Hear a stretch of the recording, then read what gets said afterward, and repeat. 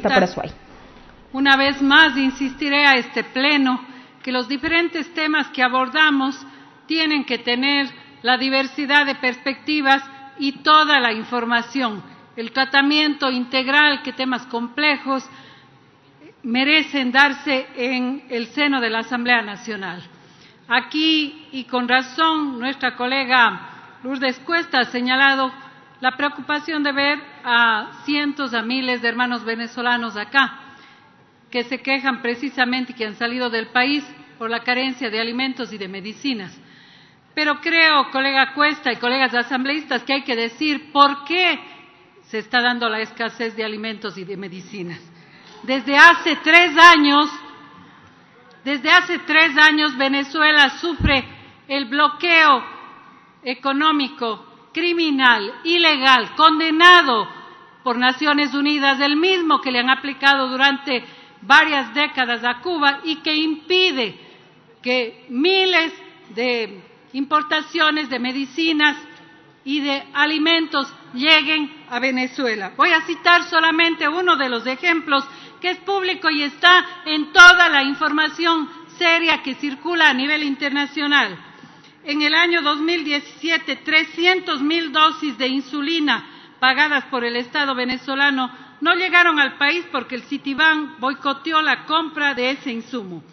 El banco estadounidense se negó a recibir los fondos que Venezuela había depositado para pagar la importación de este inmenso cargamento necesario para los pacientes con diabetes. En consecuencia, la insulina quedó paralizada en un puerto internacional a pesar de que existían los recursos para adquirir el medicamento. A esto se suma que el laboratorio colombiano BSN Medical impidió la llegada de un cargamento de primaquina, medicina para tratar la malaria.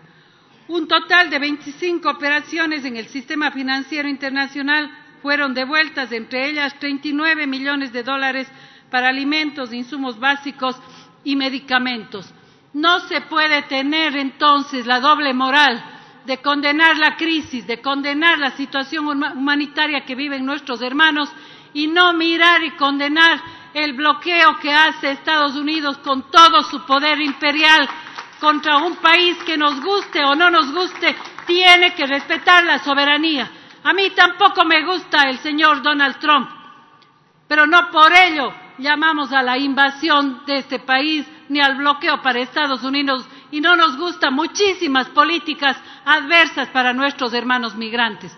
Pero aquí no se dice nada de las políticas criminales del presidente Trump que separa a las familias y los niños de nuestras familias migrantes y de muchísimos centroamericanos y muchísimos otros hechos condenables de la política internacional.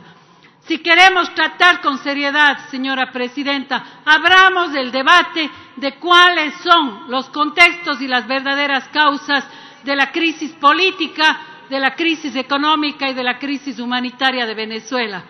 Cierto es que ha habido una mayoría dividida en la OEA, pero también vale que citemos a la ONU en sus declaraciones cuando reconoce al régimen electo de Maduro y señala que no le corresponde calificar o descalificar a un gobierno electo por su pueblo.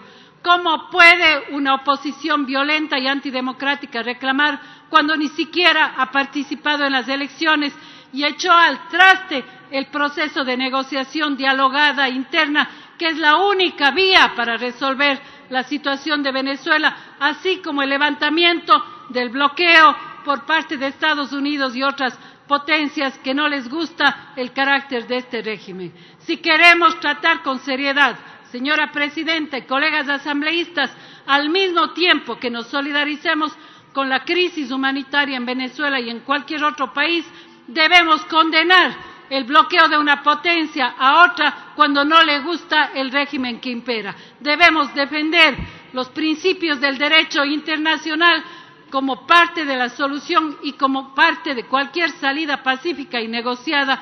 Por lo tanto, creo que si en esta resolución se condena también el bloqueo norteamericano criminal contra el pueblo venezolano, al igual que contra otros pueblos como Cuba, podríamos considerar esa resolución. De lo contrario, solo estamos repitiendo las posturas llenas de sesgo político contra el pueblo de Venezuela. Gracias, presidenta. Gracias.